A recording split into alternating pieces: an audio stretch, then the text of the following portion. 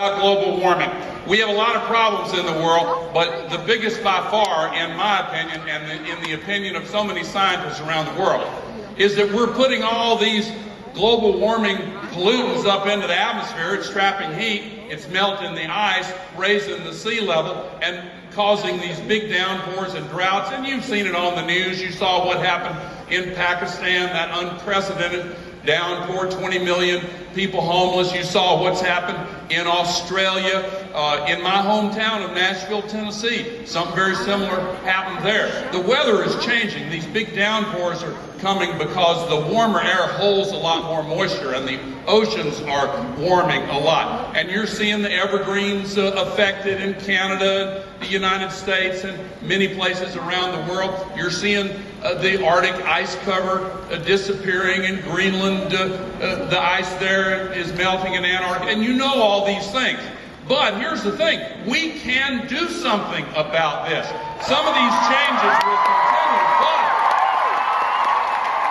we have to do something about it. Now, let me tell you, when I was your age, I saw in my country, in the United States of America, how young people who were teenagers and even younger looked around. That was a long time ago when I was your age.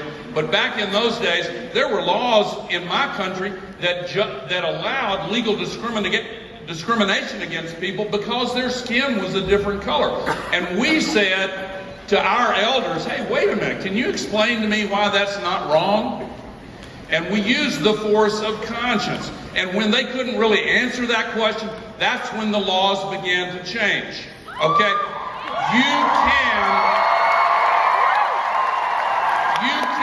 make a tremendous difference. Always remember that. We're putting 90 million tons a day of this global warming pollution up there, and you know it's wrong. A lot of people around the world, including a lot of political leaders, look the other way, and they don't want to see that it's wrong. Just like a long time ago, they didn't want to see that racial discrimination was wrong. And there are moments in history when young people can see things more clearly. And you can speak up, and you can join together. And Free the Children is a way to do that. We can make a better world. And you know, the Free the Children projects are all environmentally sustainable. And now, I listened to Spencer West earlier. Wow, what an inspiring story. You've got so many inspiring speakers there. But he made a point about working together. There's an old African proverb that says, if you want to go quickly, go alone. But if you want to go far, go together. We have to go far quickly. That means you need to get yourself involved. Many of you already are.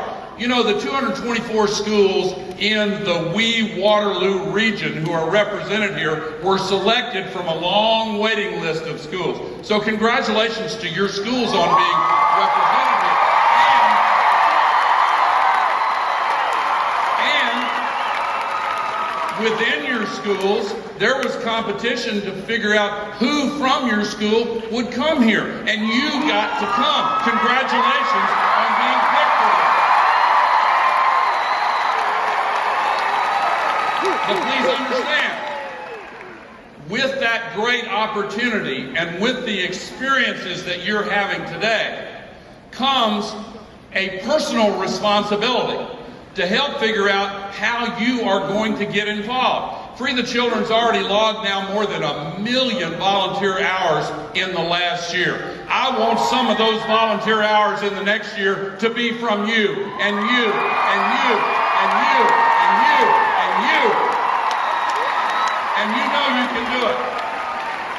You know, when I was 13 years old, I remember being inspired by a president of my country, John F. Kennedy, when he announced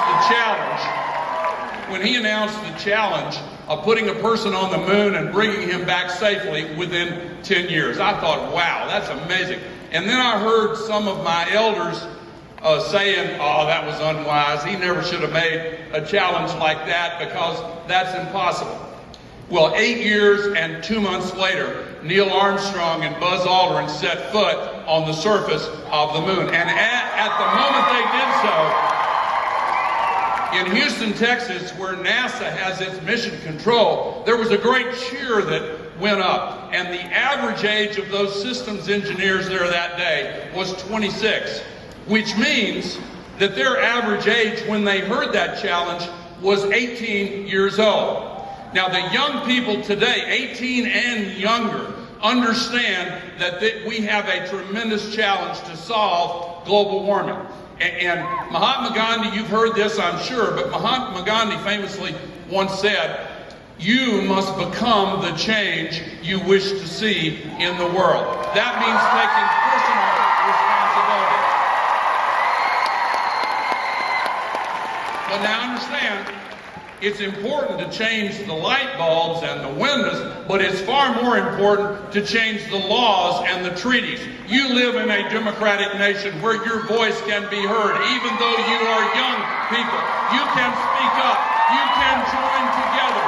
You can be part of a global movement to solve global warming, and they cannot stop you. We have everything we need, with the possible exception of the will to act. But the will to act is a renewable